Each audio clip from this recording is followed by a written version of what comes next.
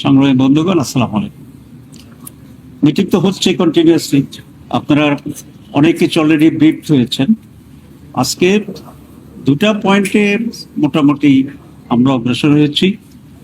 এর মাঝে হচ্ছে রাষ্ট্রপতি নির্বাচনের বিষয়টিতে যে ওপিনিয়নটা most of the parties agree করেছে, ইনক্লুডিং বাংলাদেশ জামাত ইসলামী, সেটা হচ্ছে যে upper house, lower house member এবং এটাকে কনস্টিটিউন্সিকে প্রেসিডেন্টের যে কনস্টিটিউন্সি মানে ইলেকট্রাল কলেজ, সেটা আরেকটু এক্সটেন্ডেড করা। আর কমিশনের প্রস্তাব হচ্ছে এটা up to the union council members, যেটার সংখ্যা হয়ে যায় প্রায় 70-75 হাজার। আমরা বলেছি এক্সটেন্ডেড করা দরকার, তবে একেবারে এত বড় নয়।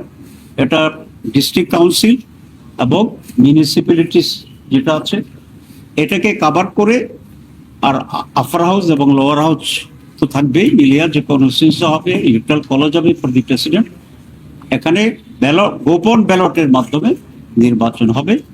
এতে করে সংখ্যাগরিষ্ঠ দল যে সরকার গঠন করবে, যারাই করুক বা জোট করুক, তার বাইরেও প্রেসিডেন্ট অন্য যা ব্যক্তিও হইতে পারবে, এরকম একটা অপরচুনিটি এখানে ওপেন হয়।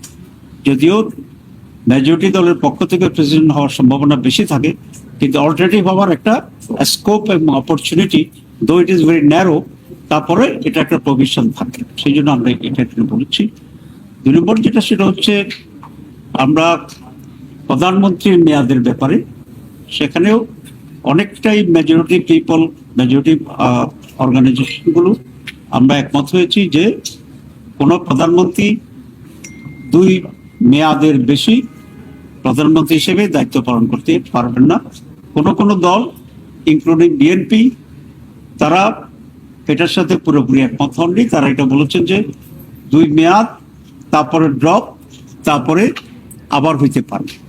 এখানে একটা স্লাইট ডিফারেন্স আমাদের মাঝে হয়েছে, কিন্তু মেজরিটি বিশ্বাস করে যে 2 মেয়াদেই হতে পারবে, এরপর আর হতে পারবে না। জামাত ইসলামী 2 মেয়াদেই হতে পারবে এবং এরপরে আর প্রধানমন্ত্রী এক ব্যক্তি হতে পারবেন না। এই ব্যাপারে আমরা একমত পোষণ করেছি। প্রধানমন্ত্রীকে ক্ষমতা নিয়ে অন্যান্য বিষয় নিয়ে আরো কিছু এজেন্ডা আছে, এটা আজকে আলোচনা হয়নি, দিয়েছিল এজেন্ডা আমাদের ভিতরে, কিন্তু সময় এটা কভার করেনি।